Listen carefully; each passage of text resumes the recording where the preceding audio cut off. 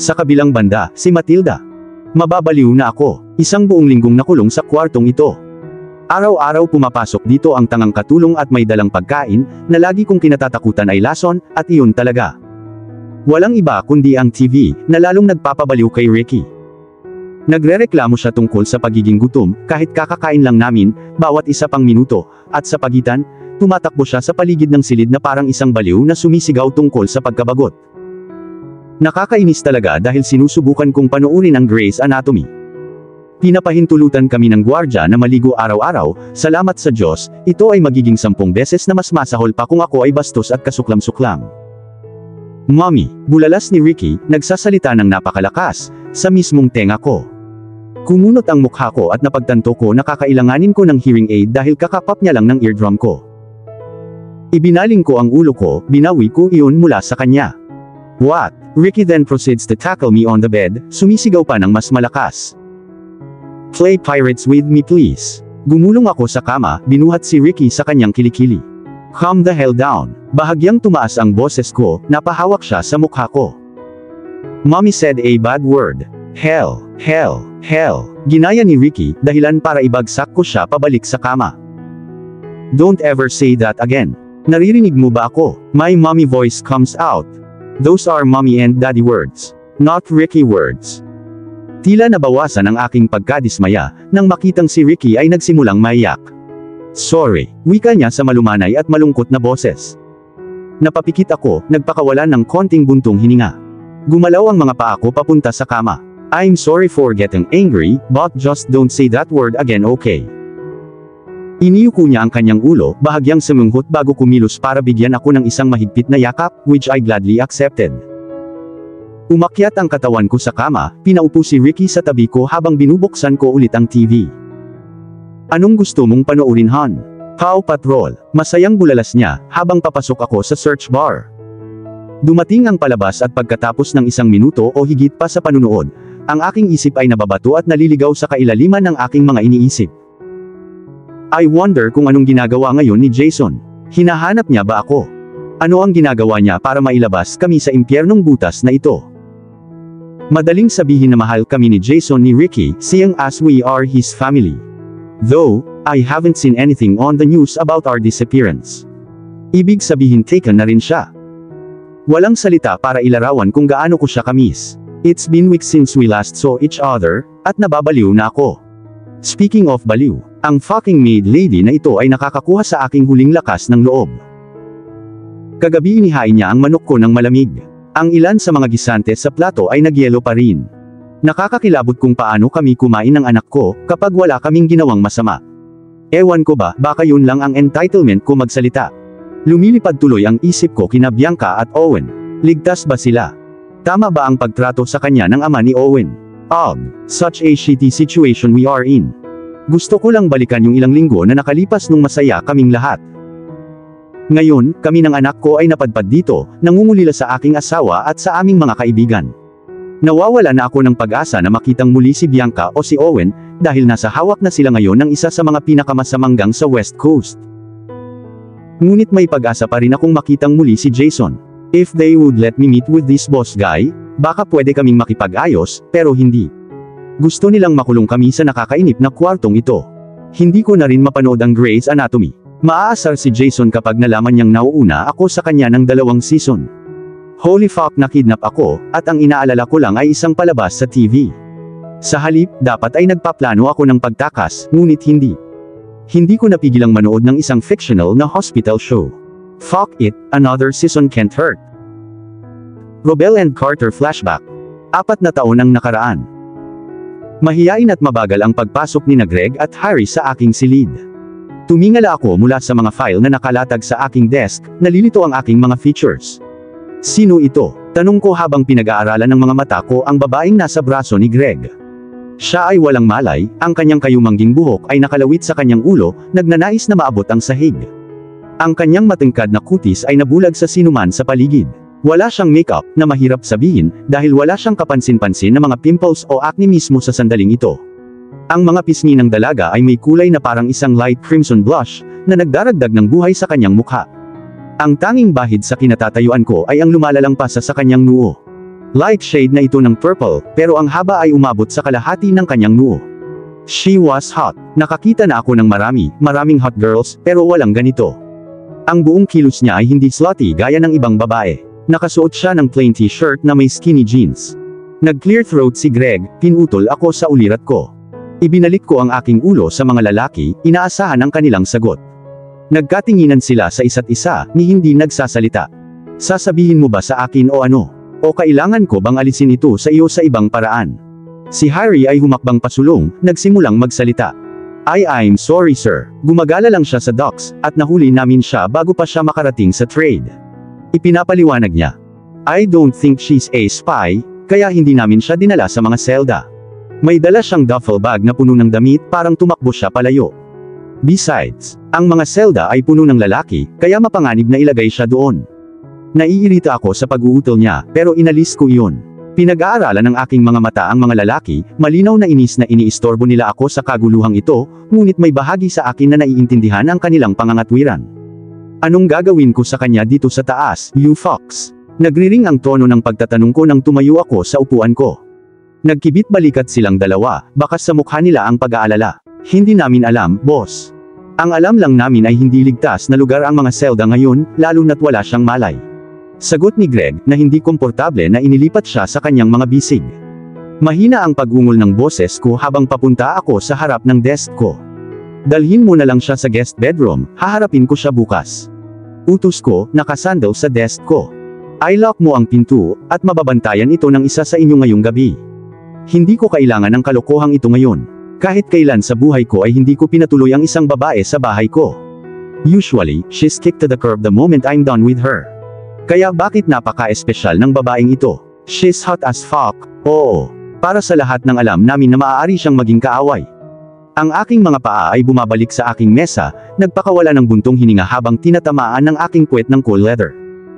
Napakaraming paperwork, napakakaunting oras.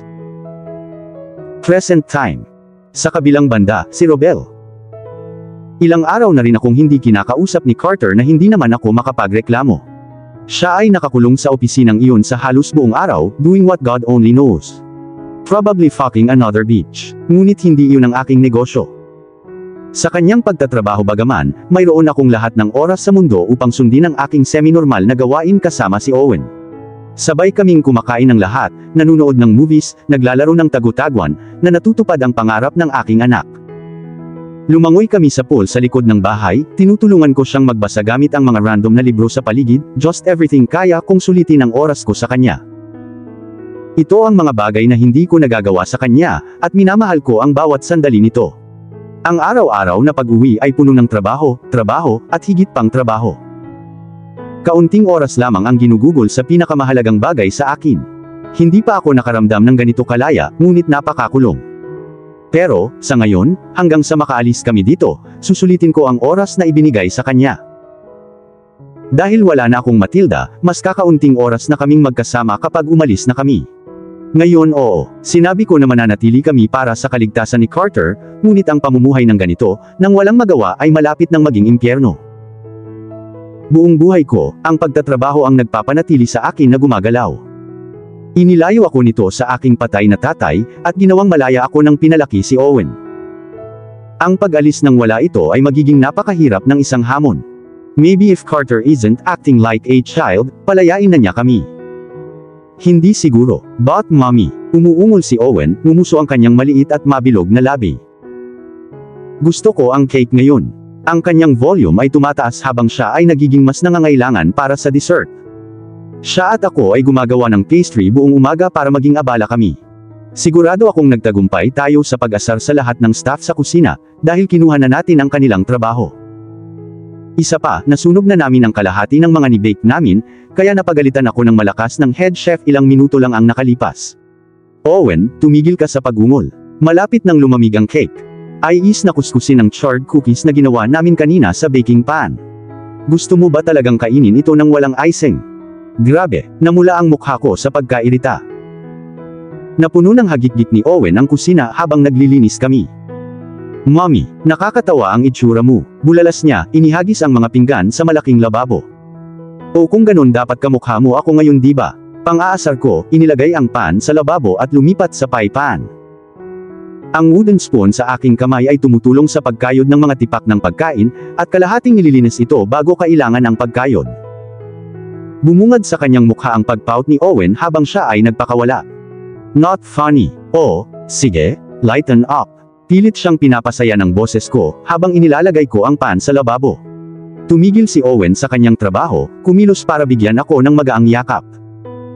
Pagkatapos ay tumalon siya pabalik, may nasasabik na ekspresyon sa kanyang mukha habang kumukuha siya ng cookies mula sa nag-iisang dessert na hindi namin nasusunog, maliban sa cake. Mommy, can we surprise Daddy with this? Halos mapasigaw siya sa excitement. Mabilis kong tinakpan ang aking tenga, tinango ang aking ulo. Calm down buddy, we can, just calm down. Okay, bulalas niya, inihagis ang cookies sa isang plato. Si Owen ay tumakbo palabas ng kusina, pinapunta ako upang habulin siya. Paakyat siya sa magarbong hagdan ng marmol, sa puntong ito ay gusto ko nang mamatay sa pagod.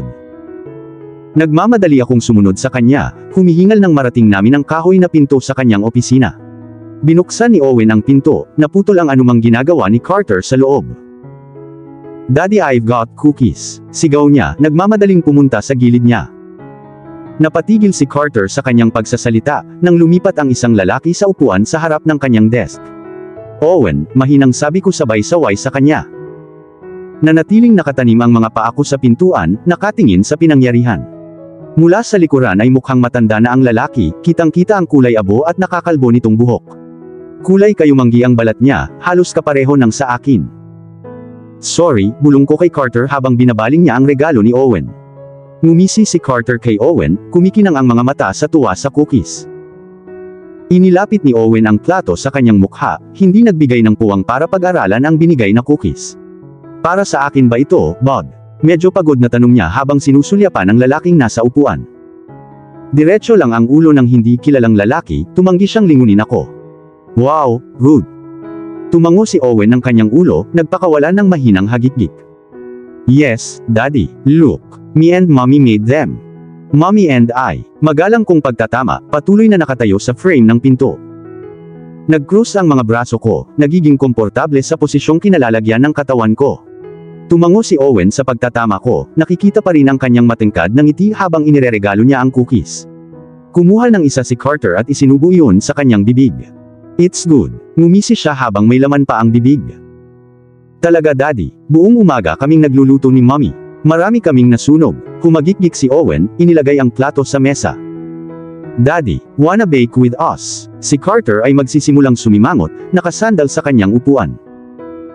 I'm sorry son, today I can't. As you see I've got a guest. Nagsasalita siya ng buntong hininga. Pumatok ang ulo ni Owen sa hindi kilalang lalaki, bahagya pang pinitik ang kanyang ilong. Who's you? Who are you? Putol ko, itinatama ang grammar ni Owen. Umubo ng ilang beses ang lalaki, pinipigilan ang sarili na magsalita. Binigyan siya ng pagod na tingin ni Carter bago siya sinagot. He's a friend of mine. What's his name? Patuloy na tanong ni Owen. Si Carter ay naglalabas ng ilang sariling ubo, nakatingin sa ibaba. Ah, buddy, this is Christopher Suarez. Ang kanyang mga salita ay naging dahilan para tumigil ako sa paghinga saglit, habang dumadaloy ang galit sa aking sistema. Ang aking mahal na anak ay ilang pulgada lamang ang layo sa aking bastard na ama. Nabaluktot ang mukha ni Carter sa isang hindi nababasa, ngunit malinaw na nakikita niya ang galit ko. Owen, get over here. Napapikit ako nang lumiko ang aking ama sa kanyang upuan. Mukha siyang mas matanda, ngunit hindi gaanong payat kaysa dati. Siya ay tumingin malusog para sa isang beses. Ang mga mata ng aking ama ay napuno ng hindi pumapatak na mga luha habang ang kanyang mukha ay namula sa kalungkutan. Wala siyang sinabi, ngunit nakatitig habang awkward na ginagawa ni Owen sa akin. Inakay ng kamay ko si Owen palabas, na nagpasilaw sa aking ama. Hindi ka nalalapit sa anak ko, naririnig mo ba ako?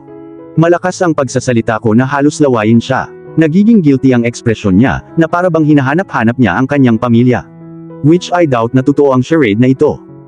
Tumango ang tatay ko, and with that, inaakay ko si Owen papunta sa sala para mawala ang isip namin sa encounter. At dito na po, nagtatapos ang part 9 ng ating kwento. Sabay-sabay po nating abangan ang susunod na kabanata. Maraming salamat po. God bless and stay safe.